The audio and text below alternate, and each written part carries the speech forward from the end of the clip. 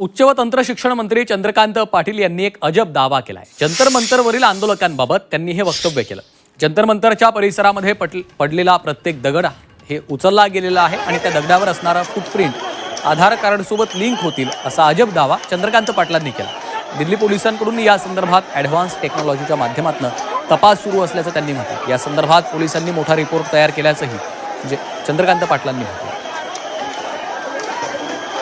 दिल्ली पोलिसांनी एक फार मोठा रिपोर्ट त्या सगळ्या आंदोलनामध्ये असणाऱ्या संख्येचं बायफर्गेशन त्यांनी दिले की ज्याच्यामध्ये जे जे होते त्यातले किती जण कुठल्या कुठल्या गुन्ह्यामध्ये होते असे एक पोलिसांनी ॲनालिसिस केलं। त्याच्या आदल्या दिवशी एक आणखीन व्हिडिओ आला आहे, मी तुम्हाला फॉरवर्ड करेल।